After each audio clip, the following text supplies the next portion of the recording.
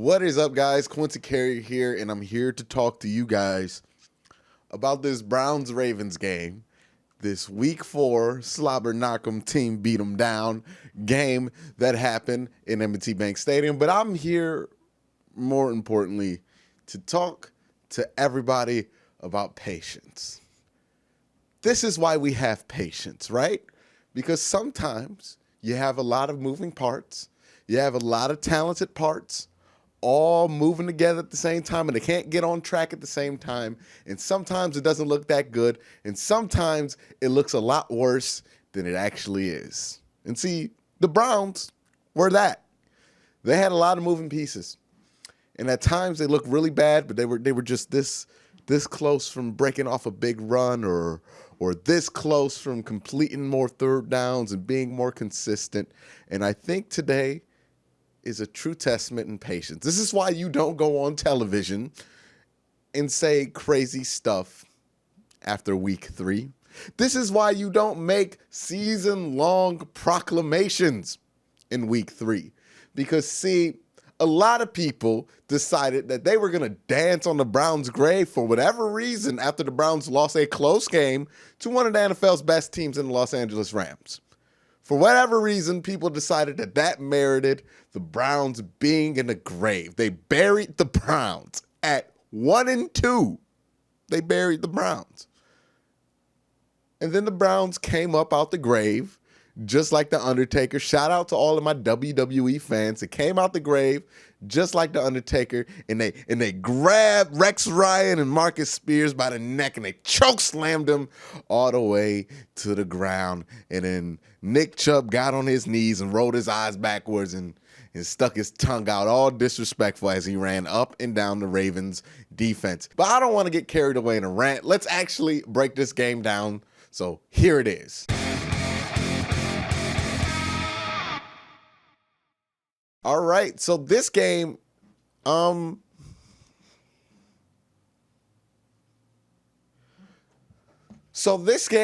us a lot about the Browns, and it taught us 4 main things about this team. One, the defense is legit. This is one of the best defenses in the NFL. I'm going to put my stamp on it. I think that this is one of the best defenses in the NFL, and when that secondary gets back healthy, man, Myles Garrett didn't even have to have a big day today. This is why you have a guy like Olivier Vernon who can take over when they triple or double Myles Garrett all game.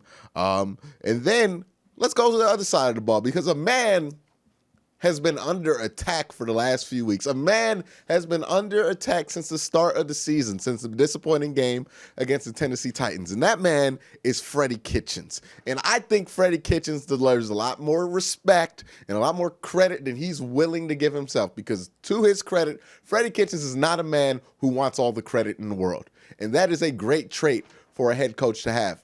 But I'll tell you this, Freddie Kitchens put his influence back into this offense. What did we see a whole bunch of today?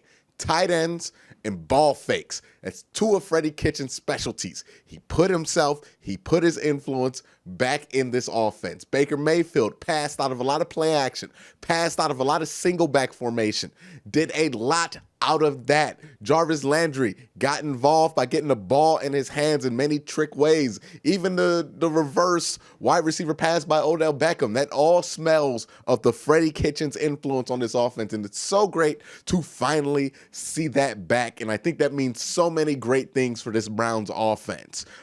Then we also have to go to Baker Mayfield, Baker Mayfield played much better. Now, he still didn't have a higher touchdown to interception ratio through that one bad interception on the RPO, but got the ball where it needed to be, got the ball to the playmakers, let them do their thing. That's a great template, and that's a great game to build on if you're Baker Mayfield. And then we have to talk about the real star of the game, Nick Chubb, because I said going into this game, this wasn't going to be a Nick Chubb game. I didn't think that Nick Chubb was going to be able to break the game open on the ground because I thought the Ravens were way too good at stopping the run for that.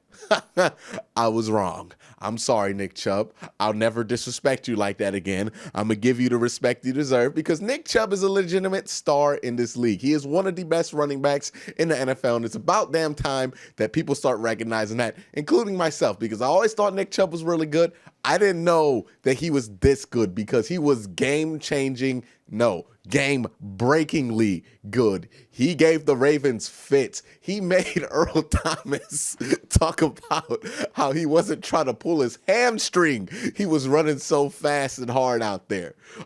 He really did seal this game. He ran the ball so hard, so physical, and he's so athletic that he just wore down this Ravens defense, which is a credit to Nick Chubb.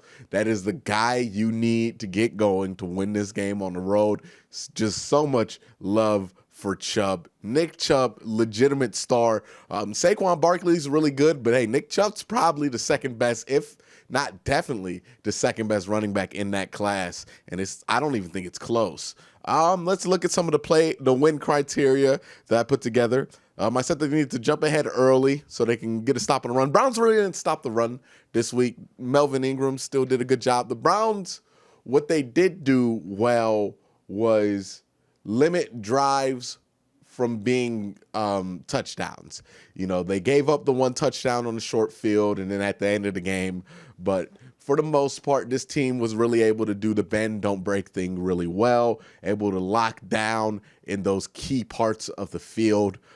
So again, all the credit in the world to the Browns defense. They were really able to stop the Ravens offense when it mattered the most. And then stop Lamar on third down and make him pass more than 30 times. I have to look at the numbers. I think Lamar did pass over 30 times, but that was at the end of the game where the Browns start to put it away, and he had no choice but to throw the ball a bunch.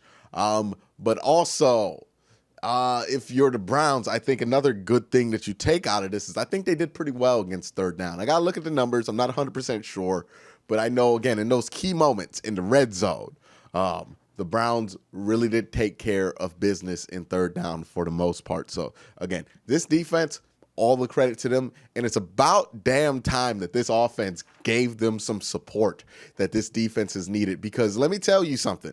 In the first game against Tennessee, until Baker Mayfield went wild through those 3 interceptions, trying to do too much to put his team back in the game, defense did everything they could to keep the Browns in that game, and they almost kept them in there. And then the second game against the Jets, the defense dominated. Third game against the Rams, that defense kept you in the game, and if Baker Mayfield could have made the right read, you would be talking about a tie game. Who knows what happens? But all 4 weeks so far in this season, this defense has absolutely showed up to the task, except for one quarter where they were put in extremely bad field position situations. This defense, I feel like, is legit.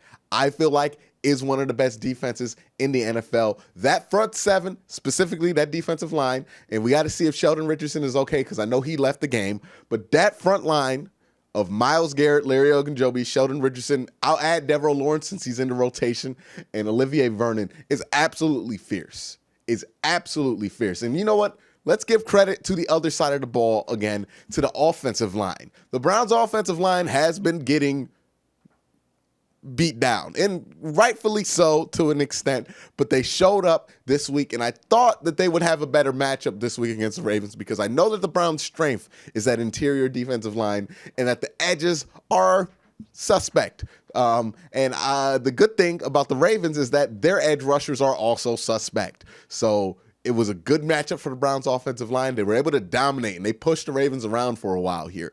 This was an excellent team win on the road. You can't complain about double-digit victories on the road in a division to get first place against probably the second best or best team, in a lot of people's opinion, in a division. That was great.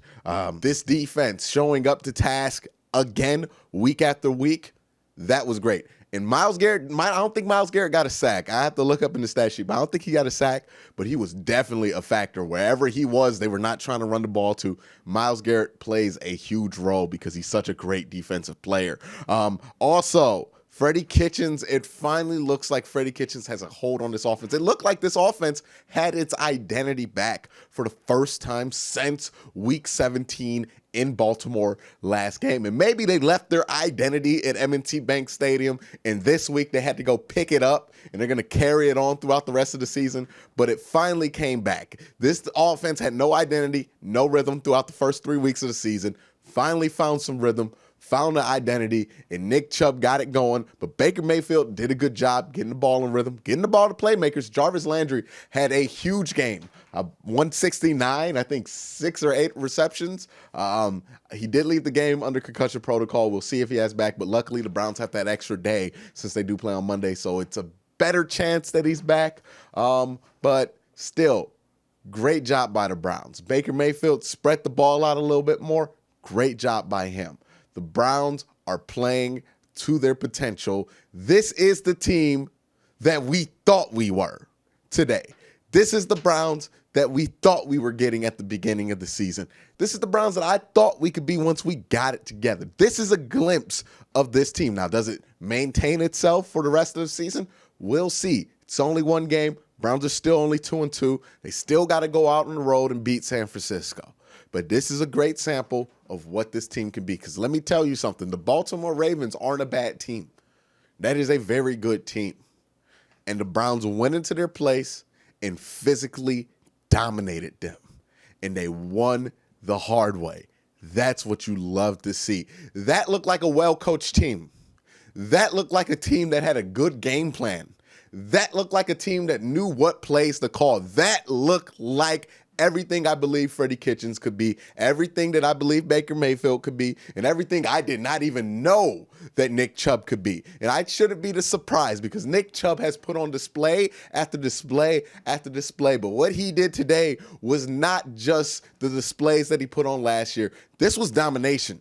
This was an audible groan on the defense whenever they saw the ball going to 24 because this man is a beast. And when Kareem Hunt comes back after week 9 and he actually gets time to breathe, oh my goodness, this is going to be a little bit much for some teams to handle. So Browns fans, remember I told you to keep your head up. I said that this could change in a matter of an instant. And it has. The narratives feel different. The air smells different. But don't forget that this is still just one game. Browns got to win next week in San Francisco. Browns still got to win at home. They got to win at home against Seattle. They finally got to put a good game together at home. They do. They do. It's very important that they do that. And then they also play New England after the bye. A lot of football left to be played. But if this Browns team could get to 3 or 4 wins and winning this game in Baltimore, absolutely huge. Absolutely huge because it's the one division game that you don't have at the end of the season. And it looks like we're going to get more healthy as the season goes. But winning this game, absolutely huge. Team's going to get more healthy. 3-4 wins.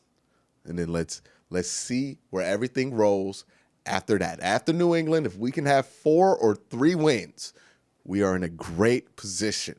So this win was a huge step in the right direction for the Browns, and it makes me a lot more confident that they're going to be able to get to those goals because the coaching stepped up, the players stepped up, your quarterback finally stepped up, and this offense finally looked like it was starting to become what we all knew it could, and that's a great thing. But that's all I have to say. I'm sorry if this video was a little bit more ranty and rambly than usual, but this is such a huge win, and I'm so excited, and I recorded this immediately after the game so I can get it out as soon as possible. But let me know if you loved this video. If you did, hit that like button, hit that subscribe button, and ding that notification bell so you can notified when I upload a video. And if you would like to help the show out, get the show some money, feeling good, donate to the Patreon, or buy some merch. Either way is greatly appreciated. But thank you guys for watching. Have a great day. Have a good night.